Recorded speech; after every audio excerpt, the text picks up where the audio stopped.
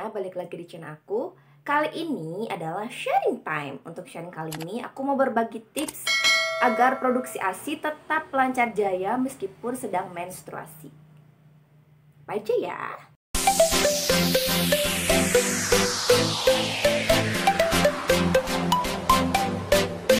Jadi teman-teman, sebenarnya saat menyusui itu terjadi peningkatan hormon prolaktin. Hormon prolaktin ini adalah hormon untuk suplai ASI ya. Jadinya untuk produksi ASI itu dibantu dengan hormon prolaktin ini.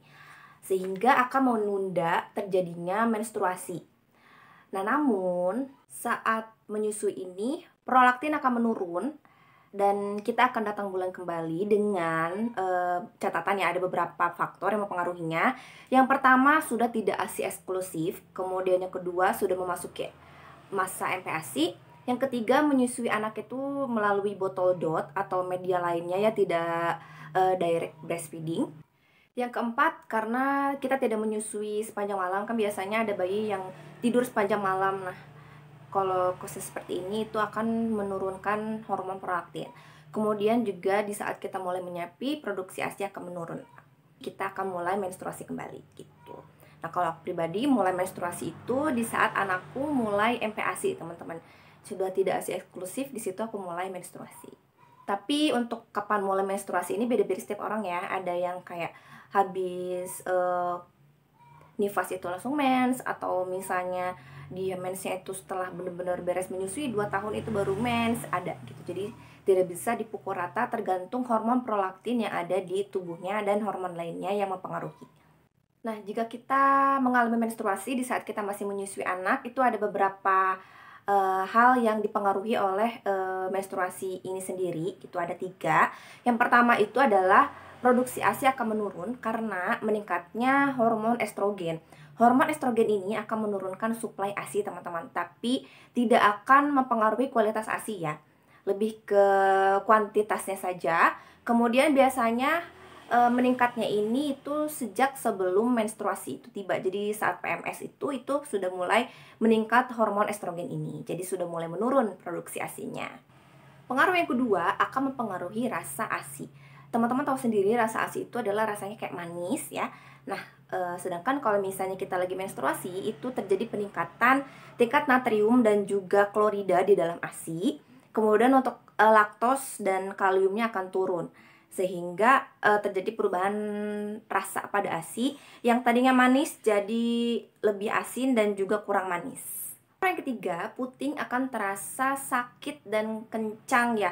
Nah, itu kan akan mempengaruhi ke arah kenyamanan saat menyusui juga, dan saat bayi menyusui juga dia akan kurang nyaman kalau payudara kita terasa kencang dan sakit.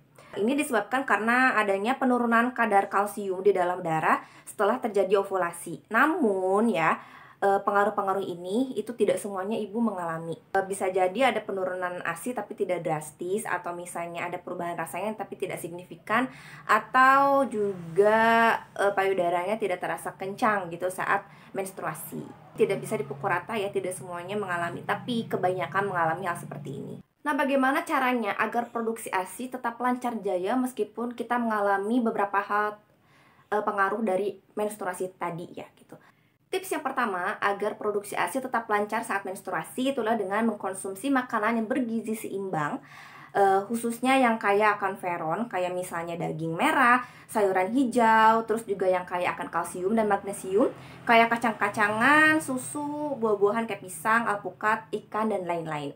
Terus kita juga perlu untuk mengkonsumsi makanan-makanan yang bersifat ASI booster, kayak misalnya oatmeal, kemudian biji-bijian, kacang-kacangan ya kayak kacang almond, terus juga fenugreek ya. Nah, habis itu juga kita bisa banyak konsumsi sayuran hijau, misalnya daun katuk ya, khususnya yang hijau tua ya, itu bagus sekali untuk meningkatkan produksi ASI. Kemudian juga teman-teman bisa mengkonsumsi buah-buahan seperti kurma. Yang kedua adalah dengan banyak mengkonsumsi air, khususnya air putih, karena busui itu kan butuh sekali banyak asupan cairan ya, karena kita berbagi dengan anak kita. Pas kita menstruasi, produksi ASI menurun itu kita butuh lebih banyak air, butuh lebih banyak cairan, sehingga disarankan untuk minum sebelum dan sesudah menyusui.